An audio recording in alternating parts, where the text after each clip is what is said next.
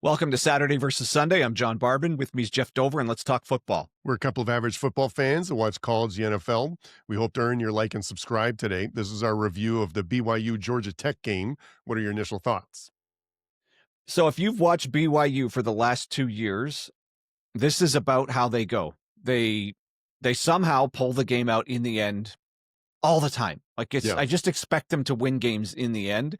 And this is just another example of them of doing what it takes to finish a game. Yeah, along those lines, I think this is a great match with coach and team. We've talked about that before in previous shows. They're coached really well. And I think that's what they're put in a position to be successful. And that's part of what to go to your point about, being there at the end or winning close games and one-score games. They play really well together. Yeah. Oh, yeah. And BYU fans know this. They know that this is just you just get to the point where you're like, oh, they're going to win this. It's not, they're never really out of a game. A couple notable injuries or missing players, LJ Martin and Kelly, their linebacker, were both out. Yeah. And clearly Bachmeier is nowhere near 100%. He was just standing in the pocket all game here. Right. I was going to say, so the first I had, that was one of my notes too about the LJ Martin. They really miss him. They won, and Bachmeier played amazing and threw for over 300 yards. And they still managed as a team to rush for 100 yards. But man, do they miss it. The offense just doesn't click without Martin. And we really noticed it for the previous game this season. I think they felt it this time. One of my notes was that I think Bachmeier, this is as good as he's looked as a passer all season. He doesn't look like a freshman anymore. Especially at the end, they really abandoned the run near the end. And he was just throwing every time. So, I thought you're right. He might still be, limited from an injury point, but it didn't affect his passing ability. No. And we know when he's healthy, he's a big part of the run game specifically. And I've said this before, they can do the Tebow thing where they can go empty backfield, but he's still a threat to run. And if anything, that's the most dangerous for a defense because they're spread out. They don't have a lot of people in the box to try to stop him. So that's gone in this game.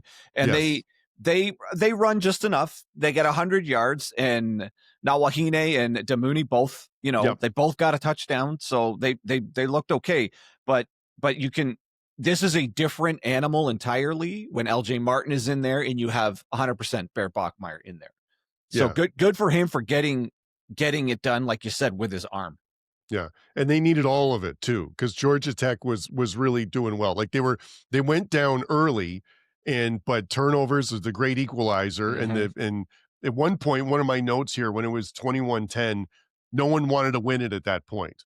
Both teams kept turning it over, and there's a muff punt and an interception.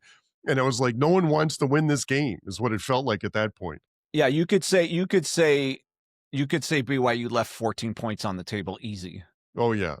I mean, and then they spotted Georgia Tech a touchdown on the muff punt. That's really bad. They get stoned on the goal line. Now I thought they stoned Georgia Tech on the goal line, but on review that ball did cross, but boy, it barely crossed before the player knee just bumped the ball out of his hands. But yeah, you're right. It was, both of these teams can look a lot better on offense than they did in this game. Yeah. I still think Haynes and Hosley look really good for Georgia Tech. It was a dynamic team. They were, when Haynes King can run the ball and throw the ball, and I thought both running backs looked good. I thought Haynes looked really good. I don't know why they should have had him run a bit more, because I thought BYU was giving up the run, but no, they played really well, and it was, they had a chance, really. They had a chance to win this one. Yeah. I mean, okay, I don't think Georgia Tech wants Haynes King throwing 40 times, just like I don't think BYU wants Bachmeier throwing 38 times. If anything, you could just say it the running game, 100 yards to 131, they about matched each other on the ground. So it kind of did come down to which quarterback was going to win it through the air. And then on that final play of the game, Haynes King throws the interception. We get the BYU gets the interception in the end zone. And that's the same play. I want to make sure I get his name right. Evan Johnson, he's the one who got burned on the long pass a few plays before to get them down there for that kind of dramatic end of the game. So good for him he got burned, and then he made the game sealing interception. And that was something I was looking forward to talking to you about because we hate it when a team goes up or has a lead and the other team starts doing prevent defense, right? And just keeping everything and then the other team just gets it rolling, throws a couple completions together, gets the momentum going, and then all of a sudden, it didn't take as long as you thought in terms of time left in the clock and everything. And so this was a case where BYU went into press coverage and it was just a go route on the outside and the guy just beat him and they completed a long pass. And my first thought was like, well, I guess that's why you do the prevent defense, because you can't give up that long pass there at the end. No. But I admire them sticking to the regular defense, because it was working. So it was, but that's why you don't do it. But yeah. Well, and I guess, okay, so I want to add to the play on the long pass that he gives up. He does track him down and make the tackle. If he doesn't do that, the game, Georgia Tech wins. That's correct. So on the same play that the guy got behind him, he stuck with the play and tracked. I mean, obviously I wasn't expecting him to give up, but still you have to make that tackle. And it's not obvious it's not obvious when you get burned in that type of coverage long that you're going to make the tackle. So good for him for recovering, making the tackle, and then obviously getting the interception to seal the game. So that had to feel really good once he had the ball in his hands at the very end there. Yeah, no, for sure. And it was, listen, it was a real team effort. Like you said, BYU was missing one of their key defensive people. And so they gave up there was a lot of movement of the ball in this, and it was really a bend but don't break type situation for both teams. But also someone who was a real difference maker on offense was Carson Ryan. Like that, using him they had it really dialed up perfectly how to use him at the tight end.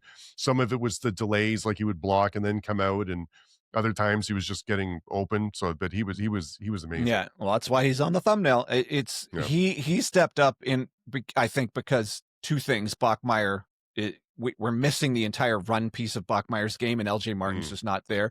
So, and not to make any disparaging kind of direction about the rest of their running back room, but somebody had to be the guy, and it was Ryan, and it was obvious. Like Georgia Tech, either whatever it was in that game plan, they just had a hell of a time covering him, and he seemed to be open kind of all the time. No, and the other note that I have here is that this game had so many significant changes of momentum. There's a time where I was like, oh, BYU is going to kill them. And then it's like, oh, Georgia Tech's going to win this one. It's like, oh no, BYU is going to kill, and it really went back from the turnovers, because the turnovers were horrendous. Like that, the muff punt and the one of the interceptions was pretty rough. But it was so like that was what a change, and it was a really good game. Like I really enjoyed watching this game. Well, and turnovers in the red zone. Like BYU is killing themselves. They had, I mean, you can't, it's hard to win a game when you turn the ball over multiple times in the red zone. Like either getting stopped on the goal line or the muff punt, or I guess it was a kickoff, not a punt, but like on the 2-yard line, wherever he was when he dropped that kick. So that's just killing. What did they say? Georgia Tech scored, that was 10 seconds apart, those two scores, like between the muff punt. So it's 2 touchdowns in 10 seconds. Like, come on. So that was huge. So really, okay, so we end the first half. It's 21-10 Georgia Tech. And again, off of that like huge momentum swing, it doesn't feel good. It doesn't feel good at all for a BYU fan. Georgia Tech never scores again. No. BYU the defense I mean, obviously GT gets a fumble and a missed and a blocked, I don't want to say missed field goal, blocked field goal here. Yep. So they just lock down for the next, almost 35 minute, 34 minute, whatever it is. That's it. They just shut them down. They never score again. And BYU's it's not necessarily clean because they get the interception, but along the way they start putting the momentum together and finally get themselves all the way back in this game late in the fourth quarter. Yeah, no, exactly. And some of the, I think, halftime adjustments for the defense were excellent. Georgia Tech was moving the ball, but they never let them score, which was a big deal. And then just 15 points in the fourth quarter, like that's going to be, that's a fantastic job by BYU being, surviving the significant momentum swings and being there at the end to win it. It was amazing. Yeah, off that missed field goal, they go 80 yards for a touchdown, and then that they take all the momentum back. They force 2 3-and-outs by Georgia Tech. Yeah. Then they get the late touchdown, that's the go-ahead touchdown, and then but GT goes on a drive there. So and like we said, they with the 2 minutes left, it was they had to come up on defense, and they did. So I mean, 12-2. That's what's the first time in 20 years or something. It was 15 Yep. years, whatever it was. It's been a while since they've won 12 games. So they can. I don't know. I was reading an article saying they can claim themselves as the de facto national champ of teams that didn't make the playoffs. Yep. So I mean, good for BYU. That was a good season. I don't know. We'll take that, Absolutely. especially with. It's a bummer that Bachmeier got hurt in that last game, and it was just clear he wasn't 100%. All right. So, and the other note that I had here was that Parker Kingston, when LJ Martin is out and it's clear they're not running Bachmeier, Kingston is going to be worn out of this game because they were using him running and passing, right? And he's really one of the more, next to the tight end Ryan, he's one of the more, the bigger difference makers they have on this team. So he played great. Yeah, he's a hell of a weapon, and with that kind of speed, like you said, he's hard. It's really hard to cover. Obviously, he gets loose a lot. Yards after catch.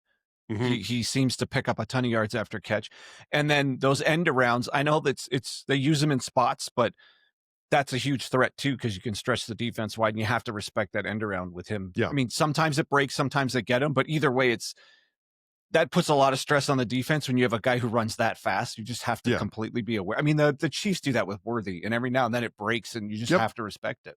No, and Georgia Tech was good at that too. One of the other notes that I had here is that Georgia Tech's really good at their wide receivers are really good at blocking on the edges. Like this, if someone ever made it out there, some of those, we hate the tunnel screens and the wide receiver screens. That is just in general as an offensive play. I can't stand it because I feel like there's so many things that can go wrong. But that Georgia Tech actually runs it pretty well. Like, and it's because it's blocked properly, and it's not just one person diving underneath and making the tackle for no yards. So. Yeah.